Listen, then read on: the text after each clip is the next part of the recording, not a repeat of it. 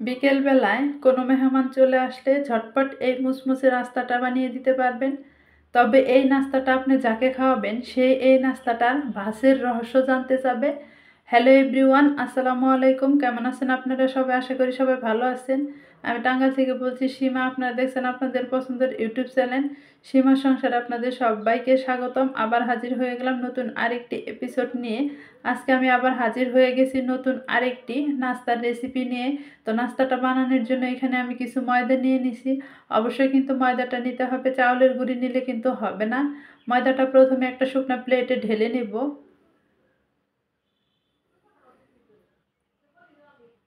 এখন এখানে আমি দিয়ে দেব লবণ। শুকনো উপকরণগুলো প্রথমে দিয়ে একটু মিক্সড করে নিতে হবে।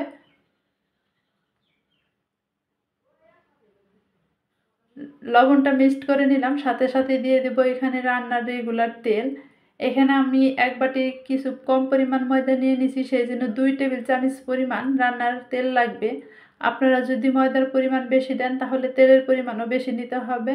তবে তেলটার পরিমাপ আমি পরে বলে দিচ্ছি।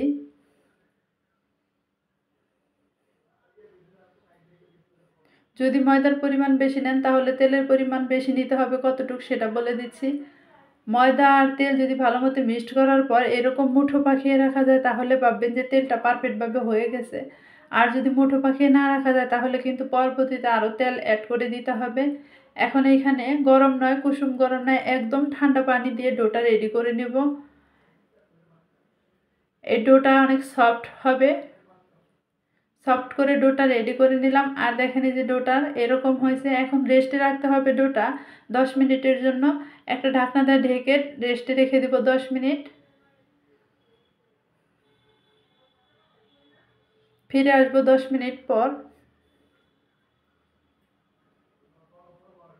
এই তো ফিরে আসলাম 10 মিনিট পর। আমার রেস্টে রাখা হয়ে গেছে। এর ফাঁকে আমি ভিতরের পুরটাও রেডি করে নিছি। ভিতরের পুরটা আপনাদের সাথে আজকে শেয়ার করলাম না, কারণ ভিতরের পুরটা দেখাতে গেলে ভিডিওটা লং হয়ে যাবে। এই নাস্তাটা বানানোর জন্য যে কোনো কিছু দিয়ে আপনি ভিতরে পুরটা রেডি করতে পারবেন। তবে এই যে কিছুক্ষণ মধ্যে তারপর লেচি কেটে নিলাম। আর লেচিগুলো এতটুকু পরিমাণ করে নিয়ে নিচ্ছি। আপনারা যদি নাস্তাটা বড় বানাতে চান তাহলে লেচিও বড় বানিয়ে বেশি করে নিতে হবে। এখন এখানে আমি রুটিটা বানিয়ে নিছি। একদম পাতলা আকারের করে রুটিটা বানাতে হবে। রেগুলার যে রুটি খাই তার চেয়ে একটু পাতলা করে রুটিগুলো বেলতে হবে, তাহলে এই নাস্তাটা বেশি মুচমুচে হবে। এখন দেখেন আমি এইভাবে চতুর্দিক দিয়ে পানি লাগিয়ে নিচ্ছি। আপনারা চাইলে কিন্তু হাত দিয়েও লাগাতে পারেন, তবে আমি ব্রাশ দিয়ে লাগিয়ে নিচ্ছি। একদম কিন্তু সহজ বলে বোঝানোর কিছু নাই, দেখে আপনাদের বুঝে নিতে হবে। যেহেতু আমি এক হাত দিয়ে ভিডিও করি আর এক হাত দিয়ে আমি রেসিপিগুলো তৈরি করি, সেজন্য কিন্তু একটু সমস্যা লাগে। যে কোনো এক সাইড থেকে এরকম করে ধরে তারপর ভাঁজ করে নেবেন।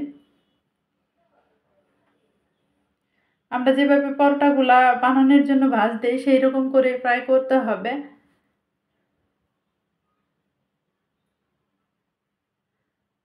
আর দেখেন আমি কতটুক করে করে ভাঁজটা দিয়ে নিচ্ছি। চতুর্দিক থেকে এরকম করে ভাঁজটা দিয়ে নিতে হবে। এই নাস্তাটা কিন্তু দেখতে অনেক সুন্দর লাগে এবং কি খেতেও ভালো লাগবে, আর ঝটপট বানিয়ে নেওয়া যায়, বেশি কিন্তু সময় লাগে না।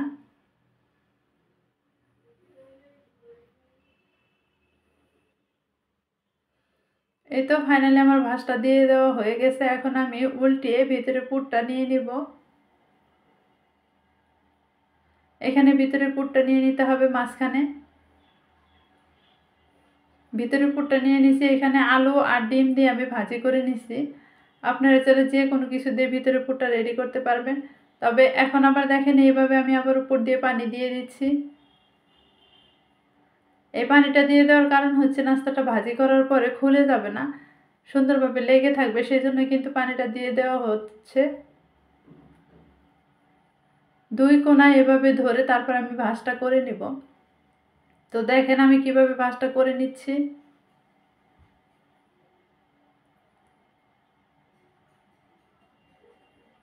এক কোণা কিন্তু আমার ভাঁজ করা হয়ে গেছে। এভাবে ভাঁজটা করে নিতে হবে।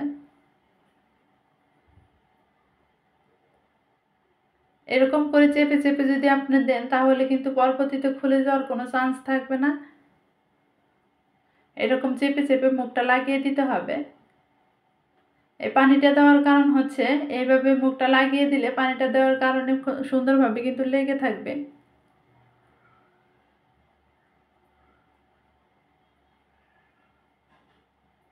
এরকম চেপে চেপে লাগিয়ে দিচ্ছি।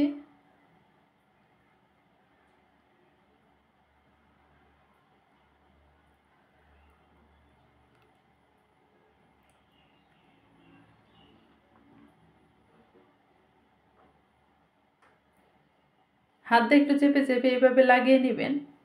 এখন এই নাস্তাটা আমি উল্টিয়ে নিব। দেখেন উল্টানোর পর কত সুন্দর হচ্ছে ডিজাইনটা। আর হাত দিয়ে একটু চাপ দিয়ে নিলাম। এভাবে হাত দিয়ে একটু চাপ দিয়ে নিতে হবে। আর দেখেন এই যে ডিজাইনটা এরকম আসছে। দেখেন এদিকে লেগে গেছে সুন্দরভাবে, আর এদিকে ডিজাইনটা কত সুন্দর আসছে। তো সবগুলাই কিন্তু আমি এভাবে বানিয়ে নিব। এখানে কিন্তু বলে বোঝানোর কিছু নেই, বুঝে বুঝে আপনাদের বানাতে হবে। ওদিকে আমার নাস্তাগুলো বানানো রেডি হয়ে গেছে। এখন ভাজি করার পালা। তেলটা ভালো মতো গরম করে তারপর নাস্তাগুলো দিতে হবে। যেহেতু গরম তেল সেজন্য এই কাজটা সাবধানে দিতে হবে। রেসিপি নাস্তাগুলো একটু আস্তে আস্তে দিবেন যেন তেলটা শরীরে ছিটকে না আসে। আর চুলার আঁচটা একটু কমিয়ে দিয়ে তারপর মুচমুচো করে ভাজি করতে হবে। আর এখানে যেহেতু আমি ডিম ইউজ করছি সেজন্য এই নাস্তাটা কিন্তু ফুলকো ফুলকো হবে।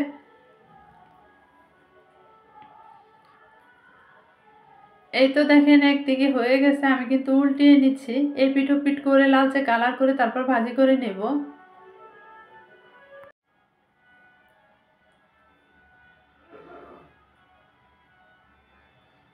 তো এই পিঠ পিঠ করে দেখেন এইভাবে আমি ভাজি করে নিলাম। আর কালারটা দেখেন কত সুন্দর আসছে। আর প্রত্যেকটা নাস্তায় কিন্তু ফুলকো ফুলকো হয়েছে। আর লাস্টে আমি আবার আরেকটা দিয়ে নিছি। এখন এখানে যেগুলো হয়ে গেছে সেগুলো উঠিয়ে নিব। তো ক্যামেরার দিকে তাকিয়ে কিন্তু উঠাতে পারছি না।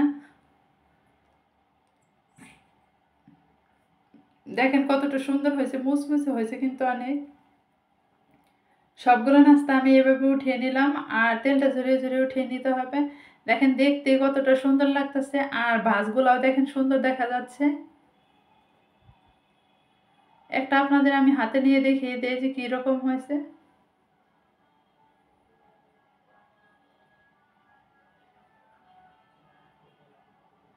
ভিডিওটা ভালো লাগলে অবশ্যই কিন্তু সাবস্ক্রাইব করবেন। আর কমেন্টের মাধ্যমে জানাবেন আজকের নাস্তাগুলো দেখতে কীরকম দেখা যাচ্ছে।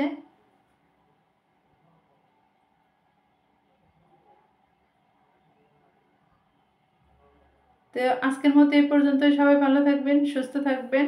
আসসালামু আলাইকুম, আল্লাহ হাফেজ।